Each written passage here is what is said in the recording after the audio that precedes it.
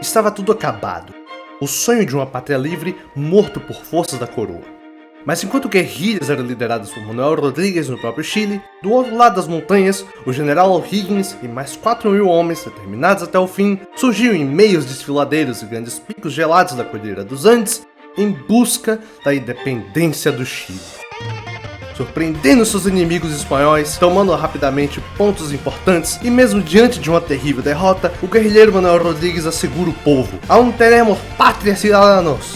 E embora não se saiba com certeza se ele disse isso mesmo, o fato é que a luta pela independência realmente continua. Essa imagem épica de um grande ponto de virada para a campanha chilena pela independência, marcada por grandiosos eventos como a Marcha de O'Higgins pelos Andes ou mesmo a fala de Manuel Rodrigues, que formam lendas do imaginário chileno como um mito fundador de sua nação independente. Mas até chegarmos nesses acontecimentos sem independência de fato, muitos outros trâmites tiveram de acontecer. Então vamos voltar um pouco para entender como se chegou nessa encruzilhada pelos Andes, mas não se antes aquele like no vídeo, se inscrever com notificações ativadas, que isso ajuda demais no esforço de guerra chilena. Mas sim, vamos recapitular de onde paramos. Entrando no século XIX, o cenário europeu era de grande transtorno. Napoleão Bonaparte, o homem à frente de uma França pós-revolução, tocava o terror em boa parte do continente. É aqui nesse contexto que a nossa história começa, já que o catalisador para os eventos que estavam por vir na América seria o próprio Napoleão. A situação que nos leva ao Chile vem de uma pequena confusão interna espanhola. O rei Carlos IV tomou um golpe do seu filho Fernando VII, e se fosse parar aí, tava tudo bem. Intrigas reais internas são coisas banais, que se vê quase sempre. O que ninguém na Espanha era com o fator francês. Napoleão, aproveitando de uma situação desconfortável em Portugal e já querendo se livrar dos Bourbon, resolveu dar o seu próprio golpe em Fernando, o prendendo e colocando seu irmão José no comando. A partir daqui o Rubicão já tinha sido cruzado, e o que segue são uma sequência de eventos tão caótica que é difícil até de apresentar sem parecer aquele meme do maluco no quadro cheio de ligações. A Espanha, sem o rei legítimo e rejeitando o estrangeiro imposto, se revoltou, em que as províncias deixadas à própria sorte resolveram voltar ao elemento feudalístico das juntas administrativas autônomas, tomando a luta para si num esforço de guerrilhas por toda a Península Ibérica. As notícias desses acontecimentos iam lentamente chegando na América, e com as mais diversas reações. Inicialmente, parecia claro que as lealdades das colônias deveriam restar no rei Fernando e não em Napoleão, já que com que direito esse rei aí estrangeiro imposto pela violência poderia reinar? Mas em meio a mais e mais notícias da situação na Europa, com uma real possibilidade da desintegração completa da Espanha, as tensões americanas começavam a surgir, e questionamentos muito além desse primeiro beiravam nas mentes de muitos homens. Em meio às divisões da sociedade colonial espanhola, a elite frustrada dos crioulos começava a ver nas guerras napoleônicas uma oportunidade para saciar sua crescente fome de poder e protagonismo. Homens mais letrados e mesmo demagogos começavam a questionar além da autoridade de José Napoleão. Eles questionavam agora com que direito um rei distante teria para governar aquelas terras da América. E por que eles não poderiam tomar os ramos de seu próprio destino, assim como estavam fazendo as juntas provinciais na Espanha, hein? É nesse ambiente de homens ambiciosos, egoístas e oportunistas que nos direcionamos finalmente ao Chile. O governador chileno Francisco Carrasco estava preocupado. Tensões entre seus compatriotas peninsulares e as elites crioulas estavam crescentes nesses últimos tempos, com os poucos homens letrados do Chile começando a criar ideias ante os acontecimentos europeus. A criação ilegal de uma junta na Venezuela e mais tarde em Buenos Aires, em 1810, chegaram para complicar ainda mais a situação. Muitos crioulos olhavam aqueles acontecimentos com grande atenção, ponderando o que seria de um Chile com um governo similarmente autônomo. Carrasco não gostava nada daquilo, tentando em alguns momentos barrar a chegada de notícias ao público, sem sucesso. A questão e o estopim para o que viria a ser a causa da independência partia justamente de Carrasco. O governador fez um erro de cálculo tremendo, prendendo 3 agitadores locais que supostamente conspiravam contra o reino. Os crioulos não gostaram nada disso, e uma grande revolta aconteceu em Santiago. A Real Audiência, num pânico para tentar salvar a situação, destituía Carrasco e colocava um substituto, sem sucesso. Um cabildo aberto foi chamado e os agitadores chilenos chegaram à conclusão que os peninsulares temiam: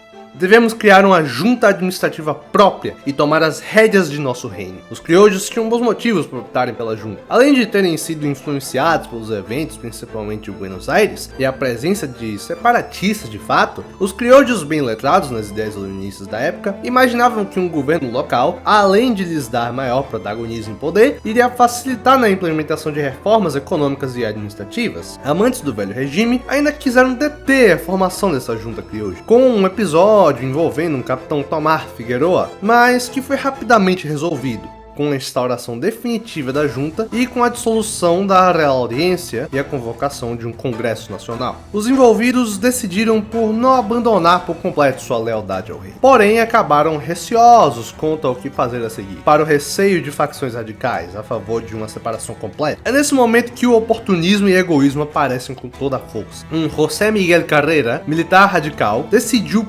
depor a junta moderada e impor-se como novo líder em 1811. Concomitantemente, o advogado influente Juan Martínez de Rosas não concordava com a ascensão de Carrera para líder supremo, pautando sua discordância com um exército de apoiadores de Concepción. É nesse momento de guerra civil que vemos em todo foco a alma das independências da América Espanhola. Homens ambiciosos e oportunistas lutando por causas invisíveis e, nesses anos iniciais, alheios às ameaças da antiga metrópole, ligando apenas para o seu próprio umbigo. Digo isso porque enquanto Rosas e Carrera viam quem tinha o cano de arcabuz mais longo, forças realistas tomavam o poder em Chiloé e Valdívia, liderados por um Antônio Pareja, que no momento não alarmaram os sonares do Chile Maior. Mas essa virada teria consequências terríveis no decorrer dessa história. O que importa no momento era que Rosas decidiu arregar, deixando Carrera vitorioso. Embora sua posição como caudillo, termo para chamar um líder absoluto de um grupo militar, como radical, Carrera realizou grandes mudanças ao Chile, abolindo muitos impostos, criando a bandeira nacional, fomentando reformas na educação e, em seu ápice, com auxílio de uma visita do cônsul estadunidense, criando a primeira Constituição chilena, que naquele momento era provisória, e garantia ao Chile sua autonomia, a autoridade de Carrera como líder e a autoridade de uma nova junta administrativa, a parte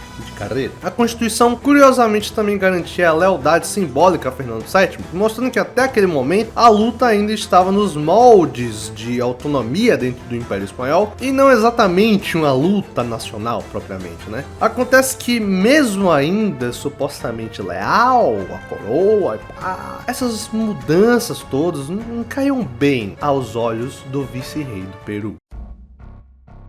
O Peru até aquele momento permaneceu perfeitamente leal ao velho regime, chegando inclusive a declarar guerra contra a junta de Buenos Aires, enfrentando tropas no Alto Peru e, ao saber dos eventos do Chile, ações tinham que ser rapidamente tomadas. O vice-rei queria dar um jeito no Chile, mas com seus recursos mais focados no Rio da Prata, ele encontrou nas forças realistas de Chiloé e Valdívia, aquelas que a gente falou na parte anterior, uma oportunidade de ouro. Ele aproveitou daquela situação para mandar alguns poucos auxílios diretos, além de autorizar Pareja o comando para reconquistar o Chile dissidente, começando em 1813 os primeiros enfrentamentos efetivos para a independência chilena. Pareja saía de Valdívia em direção a Concepción, avançando sem dificuldades pela província. Notícias dessa invasão chegaram a Carrera, que, deixando sua administração para a junta, ia direto para Talca, a fim de reunir um contingente militar para defender o Chile. Ele, junto de um emergente militar, Bernardo O'Higgins, conseguem dar a volta por cima, isolando as forças realistas em Chillán e Arauco, tomando Concepción e grande parte da província de volta. O destaque de O'Higgins foi tamanho que a nova junta simplesmente tirou Carrera da linha de comando do exército em seu favor, evento que causaria grandes dores de cabeça no futuro próximo. Mas, no momento, quaisquer distensões eram deixadas de segundo plano, já que uma segunda força realista chegava para tirar o impasse. Essa nova leva de auxílios peruanos, liderada por um novo general, Gabino Gainza, chegava em Arauco, contornando Concepción a fim de acudir às forças isoladas em Chillán, partindo em seguida para Linares,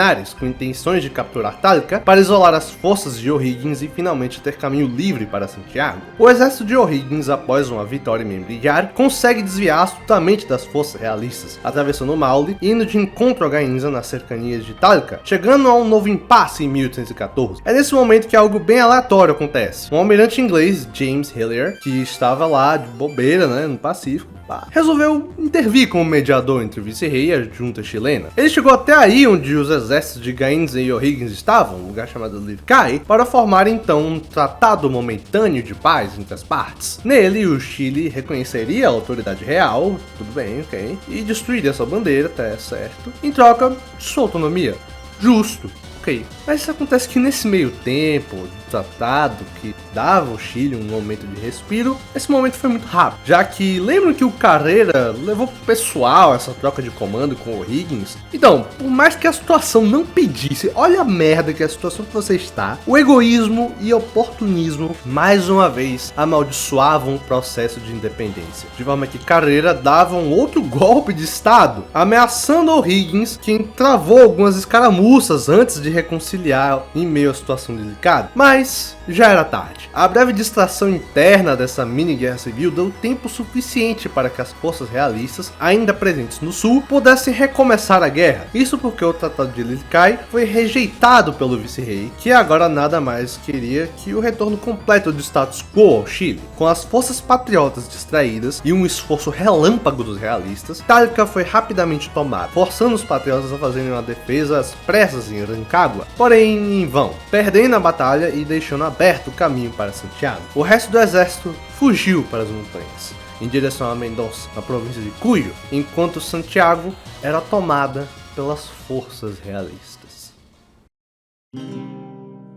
A chegada realista destruiu quaisquer mudanças feitas pela junta. Enquanto agitadores locais eram presos e mandados para o arquipélago de Juan Fernández, a bem verdade é que esse cenário se repetia em várias partes da América Espanhola, já que a Espanha, agora quase toda liberta e o fim das guerras napoleônicas, permitiu que largos destacamentos fossem enviados para pacificar a América. A causa patriótica estava então em seu momento mais baixo, em ruínas completas, com seus principais agentes fugitivos ou presos. Mas as coisas ainda estariam por acontecer. Com a volta de Fernando VII, voltava completamente o velho regime. Uma constituição parlamentar e representativa de 1812 da Junta Central de Sevilla, feita na época da guerrilha e que dava esperanças das colônias da América de ganharem alguma representatividade no governo maior, foi jogada no lixo, aumentando novamente as tensões já existentes na América. E isso não é tudo, já que a luta ainda continuava no Rio da Prata, em que em 1816 ganhava a audácia de declarar a sua independência na forma das Províncias Unidas do Rio de la Plata, e o surgimento agora de movimentos independencistas de verdade. Esses fatores reviveram a causa patriótica chilena, que, por grande parte do ano, manteve-se acolhida pelo governo de San Martín, em Cuyo, província que ainda mantinha fortes links com o Chile. Ademais,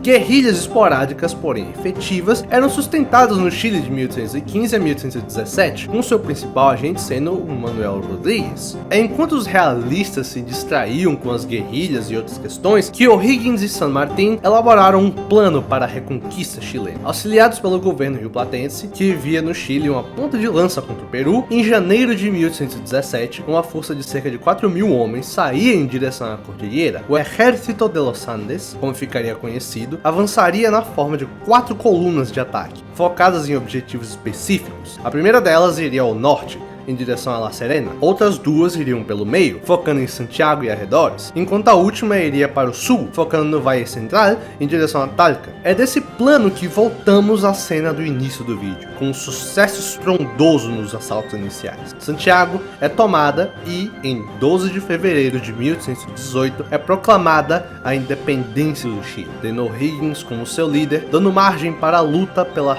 real independência. Em meio a sucessos que os patriotas acabaram por sofrer uma derrota terrível na cercania de Talca, com muitos em Santiago cogitando fugir novamente para Mendonça. Porém, as forças conseguiram se reerguer e foram mais uma vez à luta. O'Higgins e companhia fizeram uma defesa heróica no Rio Maipo, tendo uma vitória derradeira contra as forças realistas que acabaram dispersas pela província de Concepción. Ao final de 1818, o grosso das tropas realistas havia se dispersado ou se retirado para o sul distante. Após a vitória chilena, O'Higgins e San Martín viraram suas atenções então para o Peru, com a criação de uma força naval chilena para a invasão peruana. Uma pequena esquadra foi dada a comando para ninguém menos que Thomas Cochrane. Sim, aquele almirante britânico que ajudaria mais tarde com outro projeto de independência aqui no Brasil. Após ser retirado da marinha, Cochrane foi contratado por informantes chilenos em Londres. Logo em meados de 1819, então, Cochrane já realizava escaramuças no mar, atacando o porto de Callao e vencendo algumas outras batalhas navais, fazendo o Chile tomar a dianteira marítima. Enquanto isso, uma aliança formal entre Chile e Províncias Unidas preparava a Expedición Libertadora para o Peru, com o envio de tropas por um assalto anfíbio em 1820, com San Martín em seu comando. Simultaneamente se realizava um ataque a Valdívia, um dos focos realistas ainda existentes, tendo amplo sucesso. A campanha no Peru continuaria até 1825, com a junção de mais personagens importantes nas independências da América, como Simón Bolívar, enquanto no Chile, o último refúgio realista em Chiloé seria conquistado apenas em 1826, e, com a independência chilena, sendo reconhecida pela Espanha apenas décadas mais tarde, em 1844. Eu queria terminar esse vídeo dessa história quase épica e lendária, mostrando que a realidade nua e crua é muito mais suja e cruel que as narrativas contadas. O Chile havia adquirido sua independência e algumas mudanças foram sim efetivadas, mas em realidade, a independência a curto prazo mudou muito pouco a forma como o chileno médio vivia sua vida. O status quo da sociedade como um todo era quase inabalado, só que agora as elites criojas eram as que estavam no topo. A República Chilena, aspecto que nem discutimos direito aqui, embora pautada nas ideias iluministas e seguindo o modelo estadunidense, não passaria de uma oligarquia comandada por poucas famílias com presidentes de longos mandatos. O'Higgins, embora celebrado herói da independência, retornaria ao Chile com uma reputação rechaçada pelas elites criojas, perdendo mais ainda sua credibilidade conforme seu governo era cada vez mais centrado em si. Ele acabaria exilado no Peru para nunca retornar à sua pátria chilena. Minha intenção aqui não é acabar numa nota baixa, mas sim refletir que o processo de independência chileno, assim como as independências na América Espanhola como um todo, foi sujo,